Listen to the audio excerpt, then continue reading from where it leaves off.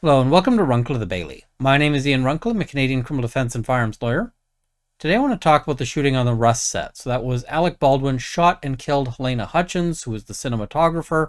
And I want to address one of the criticisms I've gotten about some of my prior commentary. People have said, listen, Baldwin's just an actor. He can't be expected to in any way take an active role in ensuring his safety as well as the safety of people around him. You know, he just relies on the armor, and there's no way that he would be able to, for instance, check the armorer's work. Now, on a film set, when you're handed a firearm and, they tell you it's cold, you've got a right to inspect that, to have them show you that, in fact, it's cold. Baldwin didn't do that. But people have said, listen, he's just an actor. He wouldn't have known enough to be able to do this anyway. And I wanted to test that out. I wanted to test that theory. So what I did is I contacted Movie Armaments Group in Toronto. They do lots of film productions, and I actually got some film dummies. Now, film dummies are a particular sort of design. They have the primer removed and the powder removed, and inside they have a little metal ball bearing, so it shakes. And I needed to find somebody who was unquestionably sort of not knowledgeable about guns. Now, notwithstanding the fact that Baldwin, in his police interview, spends several moments sort of explaining just how much he knows about all of this, we're going to assume that we're looking at basically zero knowledge. So I found a volunteer who basically said they fit the bill, and let's have a look. We'll see sort of what we did there. Hi, I'm Sydney. I am the resident Firearms in acknowledgements. So how many times have you handled or fired a gun? Well, I shot a choker once. A which? I did some paintballing. Okay. And I own a bubble gun. So a super soaker, paintball gun, and a bubble gun, Yeah. but never a real firearm. I feel like I'm uniquely qualified for this position. Fair enough. So the first thing we'll do here is we'll have a look at sort of some of what we've brought out here. So the first thing we've got here is this is a replica Colt single action Army pistol, and it's in .45 long Colt. So this is the same make and model of firearm that Alec Baldwin used on the set of Rust. Okay. We can't get any closer to the actual gun that Alec Baldwin used without doing some sort of style raid on the FBI. So that's what we're using today. Now, we also have some film dummies, and I'm just going to show the camera the film dummy. Now, one thing to note here is the back of it, there's no primer. So you can see, just sort of showing, so there's the difference there. Now, that's because these ones, this is a live one. So we are basically replicating the worst case scenario, which is that for some reason, some idiot has brought live ammunition on set. But this ammunition, with the dummy ammunition, which I'm not sure if I can get into focus here, does something that the live ammunition doesn't. I'm not sure if you can hear it there, but it rattles.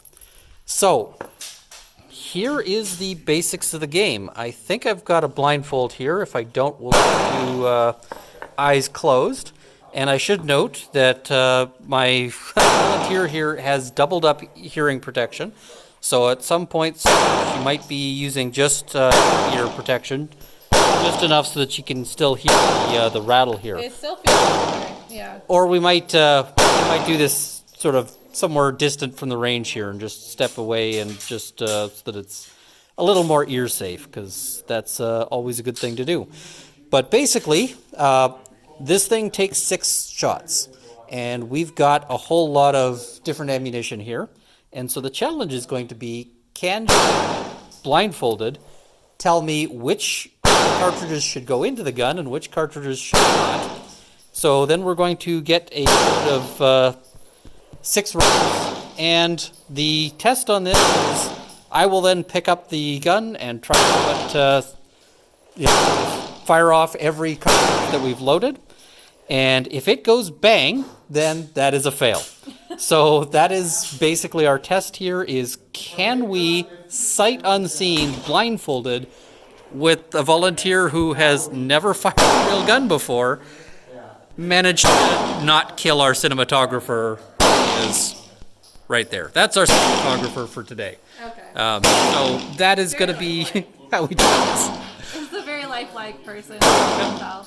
Well, I mean, this is much simpler than the way Alec Baldwin did things. So, It's true.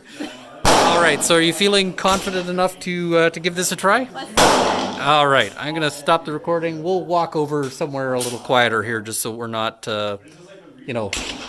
just to protect ears. We are just mixing them all up. We're a little distance away from the actual shooting line here, just so that we can do this without ear pro and eye pro and so forth. So this is a safe spot to do this where we're not on the line here. And my assistant is going to wear a lovely travel blindfold here, just so that we can do this blindfolded. And again, the test is going to be, I'll pick up a cartridge here and hand it to her, and she can do sort of blindfolded inspection. And then she can say this one should go into the gun because she thinks it's a dummy, or this one should not go into the gun because it's a live cartridge. So basically it is purely blindfolded. And the main way to tell the difference is if you can hear that rattle. This one rattles, and one of the live ones, no rattle whatsoever. All right, there's a little bit of sort of swish of powder, and that is it. All right, so I guess I'll just pick one here at random. This blindfold is a good one. Frick. All right, so there you go. That's a real bullet. All right, so real bullet, not going into our gun. That is also a real bullet. Real bullet, not going into the gun. This one's a dummy. Dummy, going in. All right. That's a dummy. It sounds like a nail polish bottle when you shake it. Oops, sorry. That's a dummy. So that one can go in. Uh-huh. Just sort of grabbing at random here out of the pile. This one is a real one. All right, so the real one we are not loading. Don't load that one. Don't load this one. You don't want to kill somebody. No, we like our cinematographer, so we're not loading that one. That's a real one. Don't Real load. one, not loading. That's a dummy. So the dummy we can load. We are up to 4 identified as dummies. That's a dummy. Up to 5. That's real. Don't load. Do not load. And oops, they're rolling away from me on the table. That's a real one. Don't load it. Don't load that. That one's a dummy. All right, so we have 6 that have been identified by our volunteer as dummies. I am going to put those into a separate bag, and so just try to. So those are going into a separate bag here, and the rest are mixed, identified, and not. I will just quickly sort. So here is our PS clone of the Full Action Army. I'm going to hand the recording off. And so just to confirm again, I can put this into half. I can open this up, and we can see. That's how easy it is to check that this is unloaded if you, for instance, don't want to kill a person. So, we can just spin that, we can see completely unloaded. But we now have our little bag of selected rounds, which are hopefully all dummies, because that is our mock cinematographer today. So, loading. I guess it depends on how you zero it. Yeah. That's it. Ergo. Oh, you have an ergo vertical, don't you? Yeah. Oh, you want to try it? I gotta get my hands on that thing. Almost it. All right. So we have 6 rounds in. Now, the way to fire this one is because it's single action. So it's got to be drawn back And so this is shot number 1. If this goes bang at any point in this, then our assistant has failed and we have killed our cinematographer. First one, click. So shoot, like, yeah, because I got an MDT group right now on my Click. So we are at 2 of 6. Click. 3 of 6. 4 of 6. 5. 6 shots. 6 dummies. Somebody who's never fired a gun doing this blindfolded successfully did not kill the cinematographer. And, you know, I mentioned just how easy it is to show that this is a, you know, an empty gun. Of course, if I, you know, when I'm saying, hey, if you want to handle this, it's really easy. We can just, you know, go through this and confirm that this thing is 100% unloaded.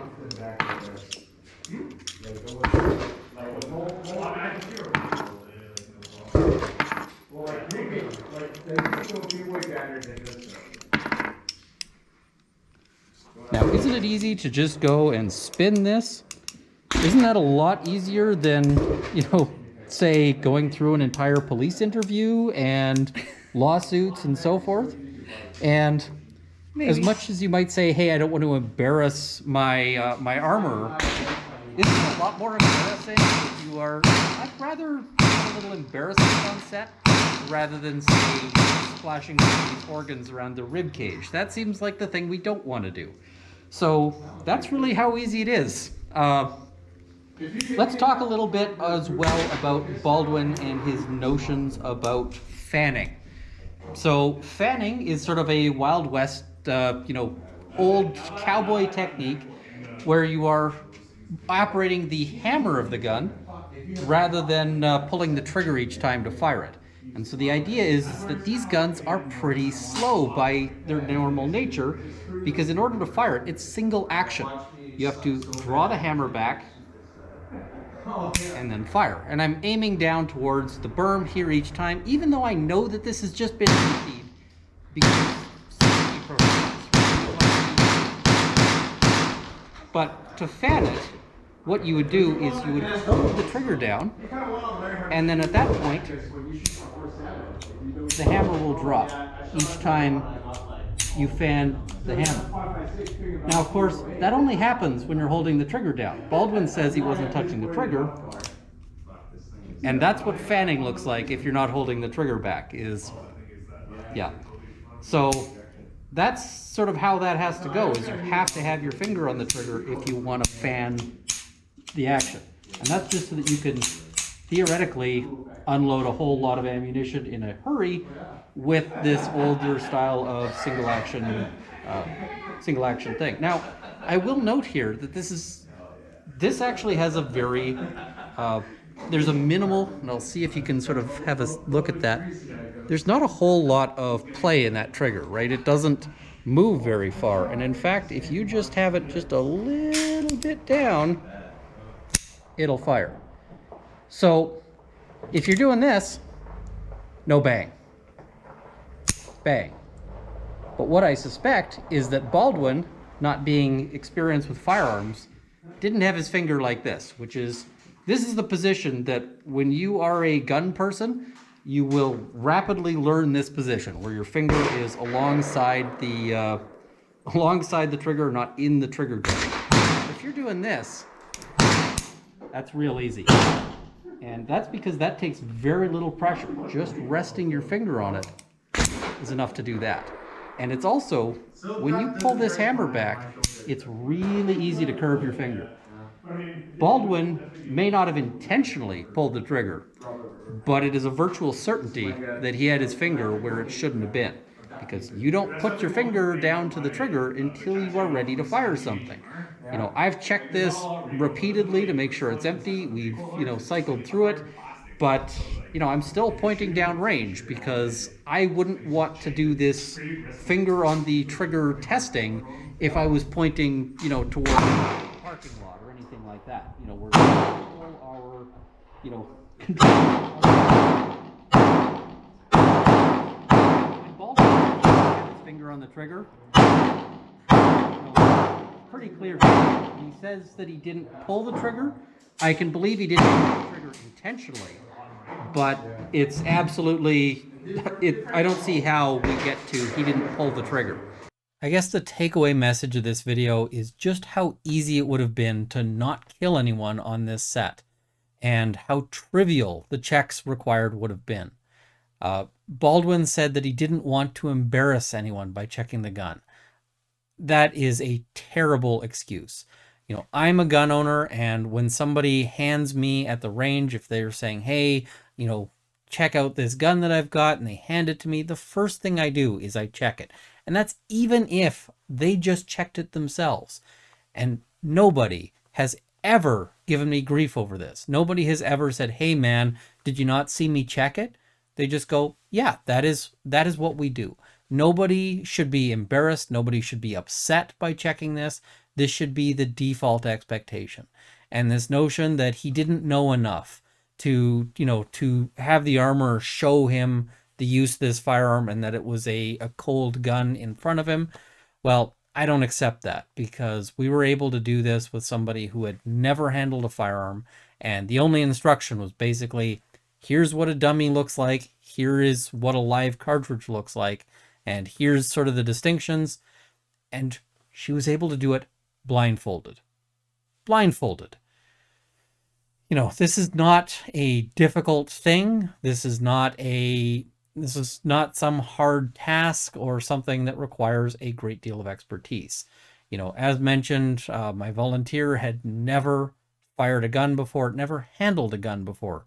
Now, she got some time on the range. We spent some time after we did sort of a proper safety briefing, and she was able to, you know, shoot some targets and didn't kill anyone. Safety with firearms requires diligence, and it requires, you know, it relies on these layered checks. When you're talking about a film set, that is all the more emphasized, not de-emphasized. This isn't a situation where we should say, oh, well, we're not going to take it as seriously. Baldwin also had to have known that he was being handed this gun by somebody who's not the armorer. And, you know, he talks in his interview about how much experience he has on film sets. That's not the practice. That's not the policy. This death was entirely avoidable. And I really don't like how many people are out there making excuses for the behavior that led to it. And this isn't just, you know, this has very greatly affected Ms. Hutchins' family, of course, her in particular. It's also affected the careers of many people who earn their livelihood doing this right. And yeah, this makes me upset. It makes me angry. And so I just kind of wanted to address that particular criticism. I don't think it's a fair, I don't think it's a proper criticism. I think if you say, hey, listen, he shouldn't be expected, anybody who can't do what we just did there in terms of, you know, determining or distinguishing the difference between the dummies and the live cartridges, doesn't have enough training to be handling a firearm, whether on a film set or anywhere else. And if you're not somebody who is capable of handling a firearm safely, then you shouldn't be doing so. Not on a film set, not anywhere else. And if that means that some actors can't use guns in movies, okay. I am perfectly fine with that. You know, either figure out what you're doing to be safe or don't do it at all. You know, act in different movies or don't act.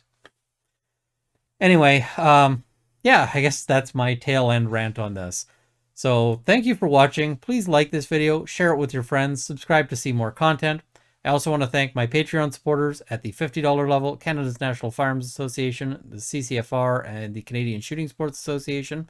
At the $30 level, Sights and Arms Limited and Marc-Olivier Damour. And at the $20 level, Mick Tane, Mark, Jane Babin Luxor, Haywire, Dale Nesbitt, Cameron Johnson, Bruno R., April Crawford, Andrew Elsich, and Vicky.